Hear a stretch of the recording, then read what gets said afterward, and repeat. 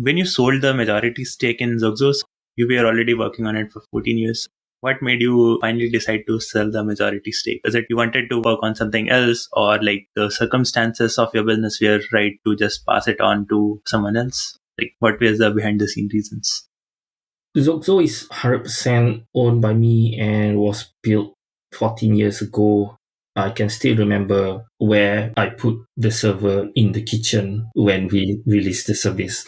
The reason for agreeing to the acquisition was 80% personal, 20% business, I would say. I wanted to see Xoxzo grow, become a bit monotonous in the sense of working on the same in the same industry with the same product. Due to the limited bandwidth of my own abilities, I couldn't try new stuff while having enough energy and focus to improve Xoxzo's core products, right? I've come to realize that this perhaps is where this is the joke, and this is where my limit is. So that's one. I need help, and in order for me to actually make Xoxzo grow, that's one. Another one is I just wanted to try to do something new, different than communications, not on the bare metal of communications itself. That's what Xoxzo is. It's a CPaaS, so it deals with the bare metal of communication, sending SMS, making phone calls and stuff. So something more, how do you say, High level? high level, yes, in the value chain, because I'm not really interested in like shiny new tech, as they say. That's not really my interest. My interest is more on solving problems. The problems that Xoxzo can solve right now, because it's on the bare metal side, is too huge. It can solve a lot of problems because it's an API, you build stuff on it to solve multiple problems. So I'm more interested on those specific problems which people build on the stack. It fits with my mind, and I can absorb it in my mind better that way. So that's the other thing. The other big reason was I realized that perhaps this is the natural evolution of you if you consider yourself as an entrepreneur. We built Xoxzo from scratch. It was nothing. So now it has value to someone else. And that's what we entrepreneurs do. We try to find something, build something, create it into value that is valued by someone else. The final part, which I think also is, I think perhaps the biggest, is overcoming my fear of letting go.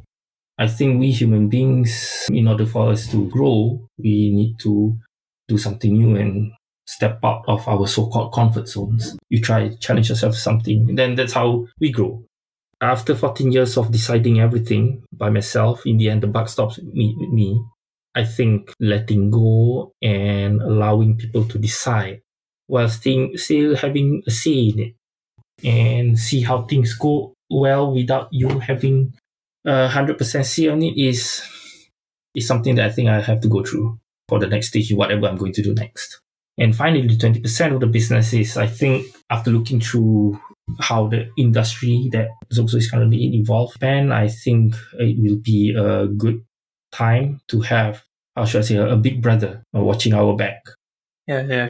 So when you were building it from scratch during the early days, you did not accept any VC funding, right? No, it was 2007. People were not as motivated as they are right now in terms of like funding and raising money. I think people were still haunted by the bottom bubble, right? So we did try though. So I did go to see 2 or 3 angel investors, So wrote down some PDF files and then say, okay, this is our projections. This is what we plan to make. Obviously, they rejected us and they say it's not. If you have more zeros at the end, it's basically just that.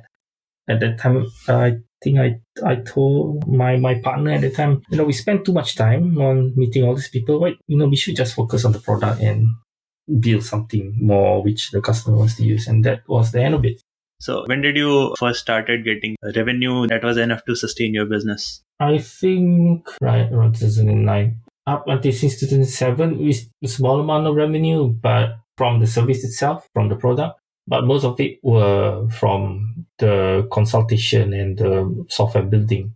I went to help build software for clients. That was the main portion of the revenue. The word wasn't invented yet then, I think, but that's what they call right now bootstrap, right? To us, it's just another way of getting revenue. You do whatever you have to do. So after 2 years, people that I don't know keep on coming and started to use, and then they keep on using. So I think, okay, this looks good. Maybe I can focus on this better and perhaps hire someone else to help me build